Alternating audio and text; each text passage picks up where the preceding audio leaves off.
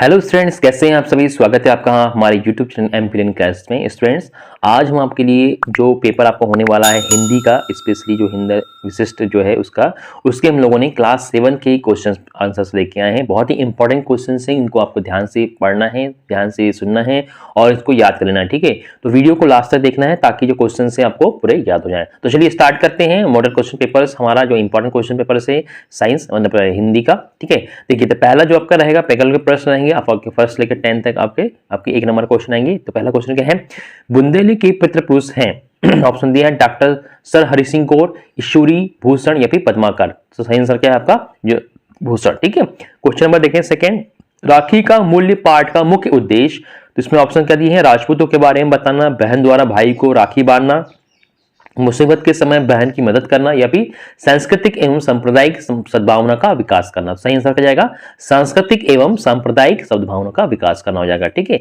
चलिए question number देखते हैं थर्ड, तुलसीदास ने संत को खालिस्तान के समान कहा है। ठीक है, तो ऑप्शन दिया कौवा, हंस, बगुला या कोयल। तो सही आंसर क्या है, तुलसीदास जी ने संत को क्या है, हंस के समान कहा है। ठीक है, चलिए क्वेश्चन नंबर देखते हैं 4, बालक कृष्ण को क्या अच्छा लगता है। तो ऑप्शन दिए दूध, दही, मक्खन, छाछ या मठार। तो आपको सभी पता है बालक कृष्ण को मक्खन अच्छा लगता है। ठीक है, चलिए क्वेश्चन नंबर 5 देखते हैं, सन 1954 ईस्वी में भारत सरकार ने डॉक्टर रमन को उपाधि देकर सम्मानित किया। तो आपको कौन सी क्या दी थी ने, ऑप्शन दिया है Padmashri, doctor of science, Bharat Ratna या फिर पद्म भूषण। सही है क्या, भारत रत्न। ठीक है, सन में भारत जो डॉक्टर रमन थे उनको क्या था, भारत रत्न की उपाधि देकर सम्मानित किया था 1954। ठीक है, क्वेश्चन नंबर 6 देखते हैं, न्याय शब्द का विलोम शब्द है। तो ऑप्शन दिए हैं न्याय, न्यायप्रिय, अन्याय या अन्यथा। तो सही आंसर क्या आएगा, न्याय का विलोम शब्द क्या हो जाएगा आपका अन्याय हो जाएगा। ठीक है, क्या हो जाएगा इसका, अन्याय। ठीक है, चलिए देखते हैं अब क्वेश्चन।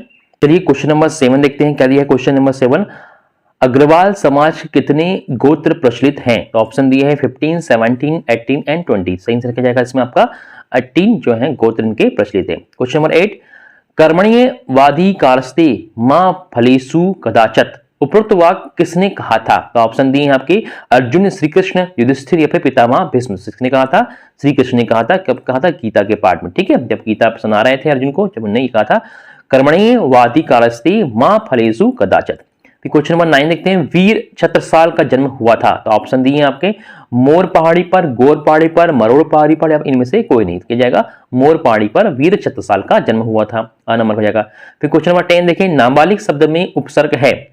जो नाबालिग शब्द है उसमें कौन सा उपसर्ग है, ऑप्शन दिया है ना, ना, नाबा और आ। क्या जाएगा इसमें, ना आ जाएगा। ठीक है, नाबालिग शब्द में ना जो है आपका उपसर्ग है। ठीक है, क्वेश्चन नंबर देखते हैं हम लोग 11 से लेकर 20 तक। ये जो है आपके लघु उत्तरीय प्रश्न है, इसमें आपके जो है 3 नंबर क्वेश्चन रहेंगे। ठीक है, चलिए पहला क्वेश्चन देखते हैं 11 नंबर का क्या है, मेरी भावना कविता में कवि ने किन किन पर साम्य भाव रखने की बात कही है। इसमें उत्तर दिया है, देखिए कैसे लिखेंगे आप इसको, इस कविता में कवि ने दुष्ट, निर्दयी व गलत रास्ते पर चलने वाले इत्यादि के प्रति साम्य भाव रखने की बात कही है। क्वेश्चन नंबर देखें 12 नंबर क्या है, पचमढ़ी में कौन कौन से दर्शनीय स्थल हैं।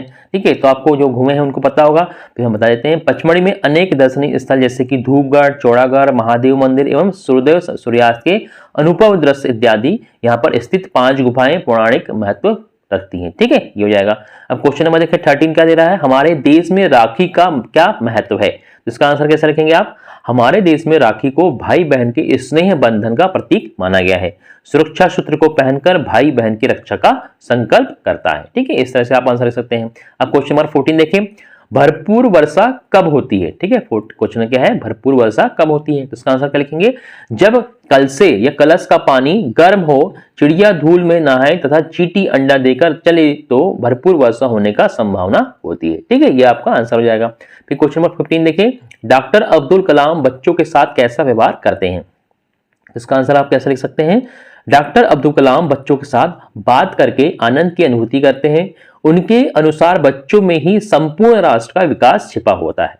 बच्चों में या बच्चों से वे मित्र की तरह बातें करते हैं, बच्चों से भी स्वयं गौरव की अनुभूति करते हैं। ठीक है, जो बच्चे भी हैं उनसे स्वयं गौरव की अनुभूति करते हैं। क्वेश्चन नंबर देखें 16 क्या लिखेंगे आप, आंसर क्या है, यशोदा कृष्ण का किस तरह श्रृंगार कर रही है। क्वेश्चन नंबर 16, यशोदा कृष्ण का किस तरह श्रृंगार कर रही है। इसका आंसर कैसे लिखेंगे, यशोदा ने कृष्ण के शरीर पर तेल लगा दिया है, आंखों में काजल लगाकर बोहे बना रही है, उनके माथे पर काला टीका लगा दिया है। इस प्रकार वे कृष्ण का श्रृंगार कर रही है। ठीक है, इस तरह से आप आंसर लिखेंगे। क्वेश्चन नंबर 17 देखें, तात्या टोपे के चरित्र की विशेषताएं लिखिए।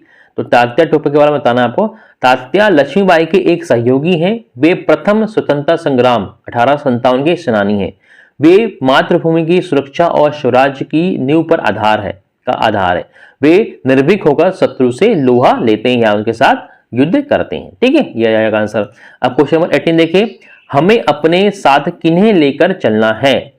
तो इसमें आंसर कैसे लिखेंगे, हमें अपने साथ जमाने को लेकर चलना है, साथ ही पिछड़े हुए लोगों को भी आगे बढ़ाना है। ठीक है, ये इसका आंसर हो जाएगा। क्वेश्चन नंबर 19 देखें, डॉक्टर रमन की क्या अभिलाषा थी।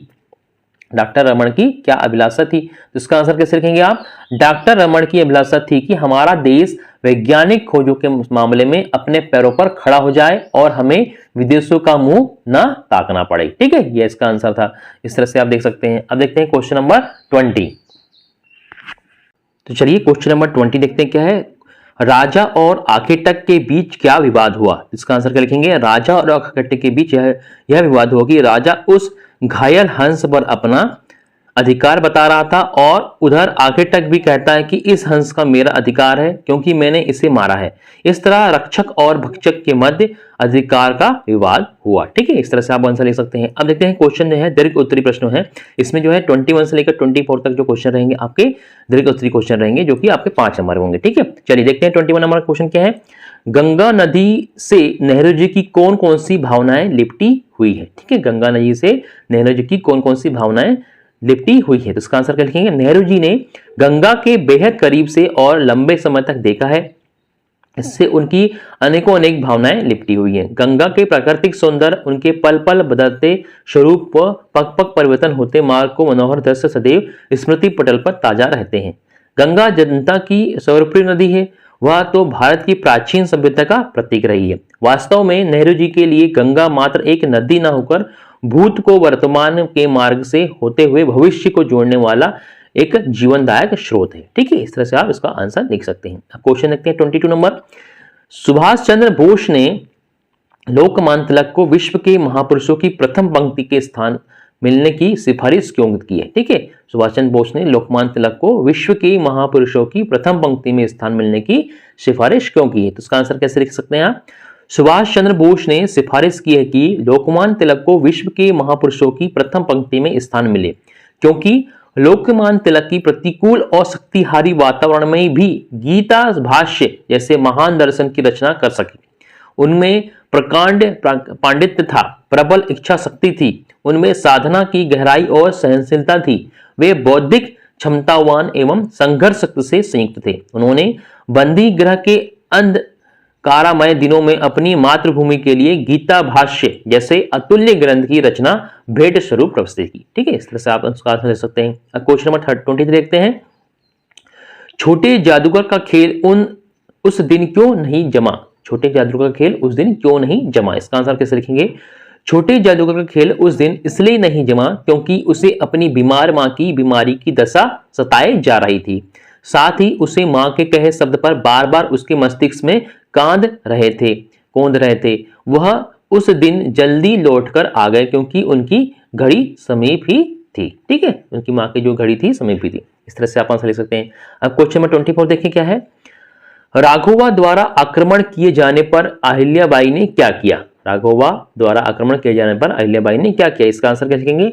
पेशवा राघोवा द्वारा आक्रमण किए जाने पर अहिल्याबाई ने तुकोजी को पेशवा राघोवा से युद्ध करने के लिए भेजा और पेशवा राघोवा के लिए एक पत्र लिखा।